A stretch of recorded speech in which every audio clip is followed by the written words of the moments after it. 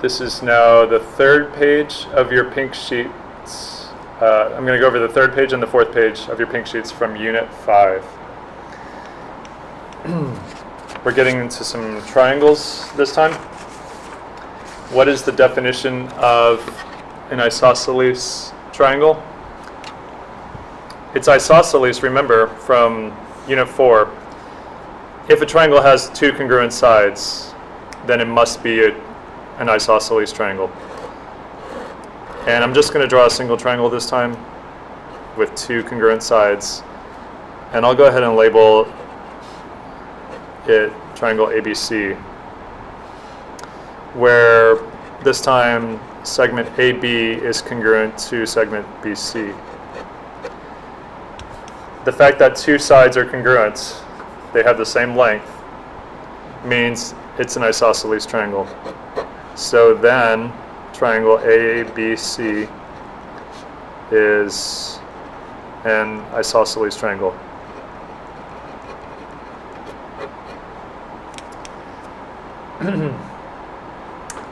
Okay, so it's pretty much just the definition of it. We already knew that definition, but now we've got it on our pink sheets. So what are the legs of an isosceles triangle?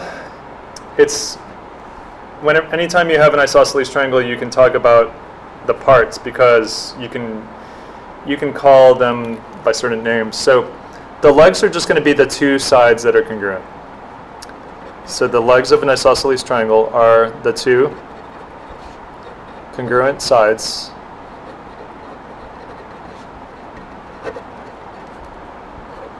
of the isosceles triangle.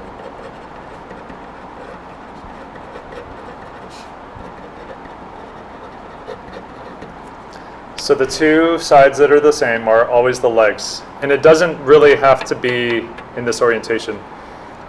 The legs can be these two. It can be any two. It's not always the ones on top. All you got to know is that they're always congruent to each other. Those are the legs. So what is the vertex? Okay, so first of all, we got a diagram here. Leg 1 and leg 2, first leg and second leg. What is the vertex angle going to be? The vertex angle is the angle formed by the legs.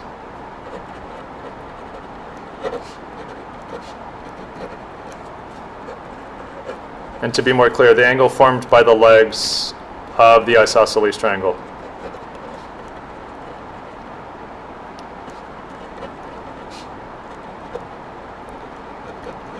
And where would that be?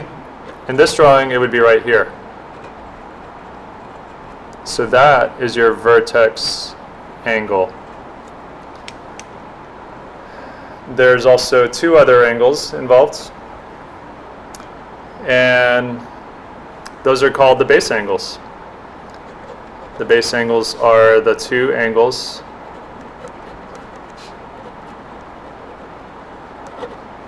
formed by the legs and the base. Well, the reason I'm hesitating is we haven't actually defined the base, but the drawing does have the base right here. So the base is the side of the triangle that's not one of the legs. And these arrows that I'm now drawing are your base angles. There's two of them. And they're the two angles right by the base. It's always going to be that way. The two angles touching the base, or right next to the base, adjacent to it. Okay, so there's something else you can know about isosceles triangles.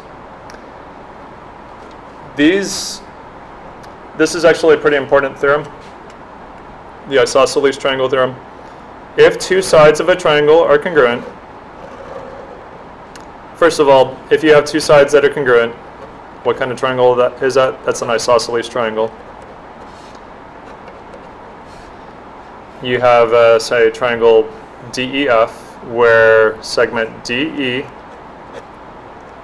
is congruent to segment EF. Okay, so say you do have two sides of a triangle be congruent. Well, what does that mean? Then the angles opposite those sides are congruent as well. So let me try to redraw that same triangle. Hopefully I can do that. DEF. Again, I have DE being congruent to EF. Well, where are the angles opposite those sides? This side is here. Where's opposite that? That's over there, angle F. Where is opposite this side? You just go clear across to the other side of the triangle. So I'm talking about angle D and angle F. So I can say angle D is congruent to angle F. That's what the isosceles triangle theorem tells us.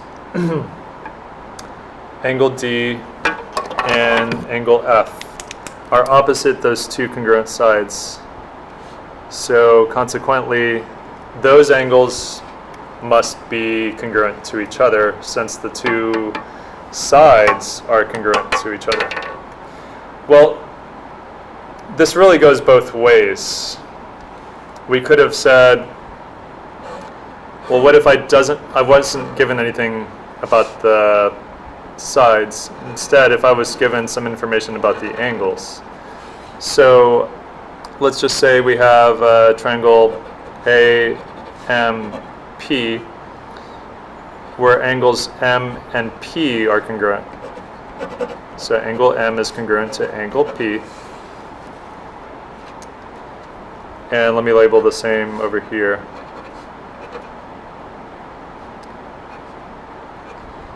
If I know there's two angles of a triangle that are congruent, then the sides opposite must be congruent as well. So in this case, the side opposite angle P is AM.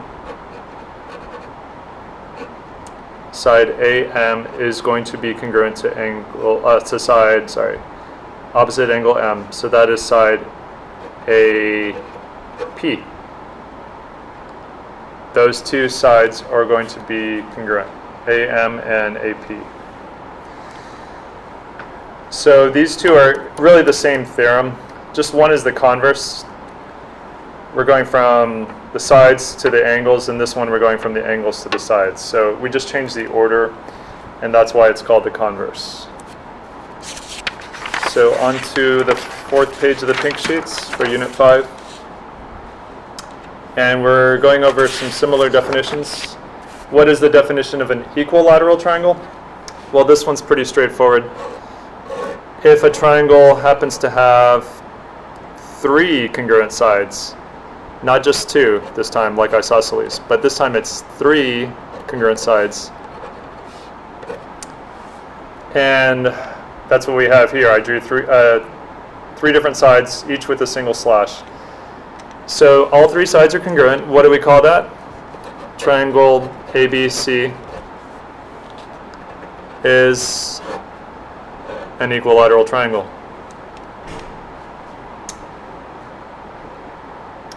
That's really exactly what the definition of an equilateral triangle is. And then we can build on that. We can say if a triangle is equilateral, what do we know about its angles? Again, I'm going to use ABC since we've already got that established. If a triangle is equilateral means all three sides are congruent. What does that tell us about the angles? This is really just a more specific case of the definition of, the isosceles triangle theorem. Isosceles triangle theorem tells us if these two legs are congruent, then their opposite angles are congruent. Well, we have three sides that are congruent here. So really all three opposite angles are going to be congruent. So another way you can think of it is if all the sides are the same, all the angles need to be the same as well. So what is it called when all three angles are the same? We call that an equiangular triangle. So whenever you have equilateral triangle, you have equiangular. And this is a bidirectional arrow. So also, whenever you have equiangular, you also have an equilateral. And I didn't say it above, but this was also bidirectional. So if you have equilateral triangle means you must have 3 congruent sides. That's just the definition of what that word means. Finally, if a triangle is equilateral, so once again, let me draw that. Triangle ABC. I may not have drawn this one quite as well, but let's just say that's equilateral. Then each angle must measure how many degrees? Well, there's 3. We already know it's equiangular. 1, 2, 3. If each of them has the same exact measure, and we know all measures of a triangle, all 3 angles add up to 180. The only way you can do this is if you divide 180 by 3. So it's got to be 60, 60, and 60, because that adds up to 180. So that tells you not only is it equiangular, but all angles really measure 60 degrees as well. So these are your pink sheets for Unit 5.